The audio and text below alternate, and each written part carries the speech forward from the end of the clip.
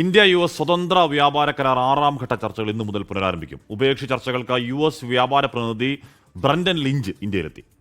ഇന്ത്യയെ പ്രതിനിധീകരിച്ച് വാണിജ്യ വകുപ്പിലെ സ്പെഷ്യൽ സെക്രട്ടറി രാജേഷ് അഗർവാൾ ചർച്ചയിൽ പങ്കെടുക്കുകയും ചെയ്യും. വിനിത വിജി ഡൽഹിയിൽ നിന്ന് വിവരങ്ങളുമായി. Vinitha, good morning.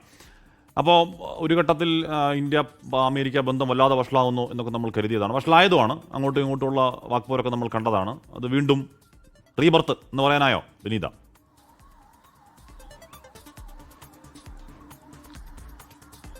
Very good morning ഹാഷ്മിയൻ, സ്മിത. തീർച്ചയായും അങ്ങനെ ഉണ്ടാകുമെന്ന് തന്നെയാണ് നമ്മൾ പ്രതീക്ഷിക്കുന്നത്. കാരണം കഴിഞ്ഞ ദിവസം ഡൊണാൾഡ് ട്രംപിന്റെ ഒരു ട്വീറ്റ് ഉണ്ടായിരുന്നു. അതിൽ അദ്ദേഹം പറഞ്ഞത് ഈ കരാറുകളുമായി ബന്ധപ്പെട്ട തുടർ ചർച്ചകൾക്ക് ഇന്ത്യയുമായും ഒപ്പം തന്നെ തന്റെ ഏറ്റവും അടുത്ത സുഹൃത്ത് പ്രധാനമന്ത്രിയുമായും താൻ സംസാരിക്കാൻ തയ്യാറാണ്. അതിലൊരു ശുഭ പര്യവസാനം ഉണ്ടാകും ആ കാര്യത്തിൽ താൻ പ്രതീക്ഷിക്കുന്നു എന്നൊക്കെ തന്നെ US പ്രസിഡന്റ് വ്യക്തമാക്കിയിട്ടുണ്ടായിരുന്നു. അത് പിന്നീട് പ്രധാനമന്ത്രിയും അതിനെ പിന്തുണച്ചു.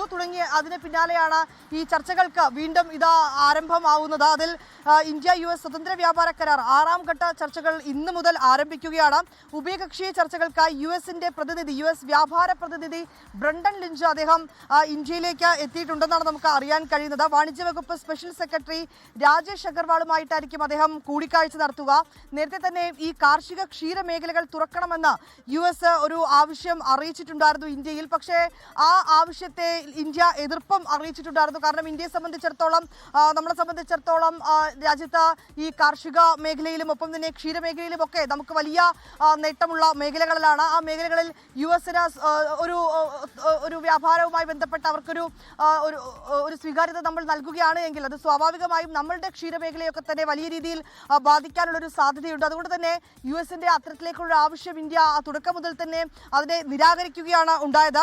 പിന്നാലെ തന്നെ ഹാഷ്മി സൂചിപ്പിച്ചതുപോലെ തന്നെ ഇരട്ട തീരുവ ഉൾപ്പെടെയുള്ള കാര്യങ്ങൾ പ്രാബല്യത്തിൽ വരികയും ചെയ്തു. ഇതോടുകൂടിയാണ് ആ ബന്ധം കൂടുതൽ വഷളായി പോകുന്നൊരു പശ്ചാത്തലം ഉണ്ടായത്. അത് ഈ കരാറിനെയും ബാധിച്ചിട്ടുണ്ടായിരുന്നു. ഇത് നേരത്തെ തന്നെ മാർച്ചിൽ തുടങ്ങിയ ഇടക്കാല വ്യാപാര കരാർ ചർച്ചകൾ പിന്നീട് അത് നീണ്ടുപോവുകയൊക്കെ തന്നെ ചെയ്തിട്ടുണ്ടായിരുന്നു. ഈ ട്രംപിന്റെ അധിക തീരുവ പ്രഖ്യാപനം കൂടി വന്നതോടെ ആ ചർച്ചകൾ പിന്നീട് അനിശ്ചിതത്വത്തിലേക്ക് മാറി. ഇപ്പോൾ ഇന്ത്യ അടുത്ത സുഹൃത്താണെന്നും ചർച്ചകൾ തുടരുമെന്നുമുള്ള ട്രംപിന്റെ പ്രസ്താവനയെ പ്രധാനമന്ത്രി സ്വാഗതം ചെയ്തു. ഇതിന് പിന്നാലെയാണ് ഇപ്പോൾ US പ്രതിനിധി ഇന്ത്യയിലേക്ക് എത്തുകയും ഒപ്പം തന്നെ ഈ ചർച്ചകൾ ഇന്ന് മുതൽ വീണ്ടും പുനരാരംഭിക്കുകയും ഒക്കെ ചെയ്തിരിക്കുന്നത്. സ്വാഭാവികമായും ഈ വ്യാപാര ചർച്ചകൾക്കായിട്ടാണ് ഈ വഴി തുറക്കുന്നതെങ്കിൽ പോലും ഈ അധിക തീരുവ ഉൾപ്പെടെയുള്ള വിഷയങ്ങളും ഇന്നത്തെ ഈ കൂടിക്കാഴ്ചയിൽ ചർച്ചയാകുമെന്നുള്ളത് തന്നെയാണ് പ്രതീക്ഷ.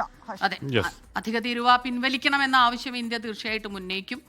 ഇരു രാജ്യങ്ങൾക്കും ഈ കാര്യത്തിൽ വലിയ പ്രതീക്ഷയുണ്ട്. പക്ഷേ ട്രംപിന്റെ കാര്യമാണ്, ഒന്നും പറയാൻ പറ്റില്ല. ട്രംപിന് സ്വന്തം കാര്യം മാത്രമേ ഉള്ളൂ. അതെ, ഇന്ത്യ പക്ഷേ എല്ലാവരെയും വിളിക്കും. മൈ ഫ്രണ്ട് ഒന്ന് മോഡി നമ്മുടെ പ്രധാനമന്ത്രി വിളിക്കും, പാകിസ്ഥാൻ പ്രധാനമന്ത്രി വിളിക്കും, എല്ലാ പ്രധാനമന്ത്രിയും ട്രംപ് വിളിക്കും.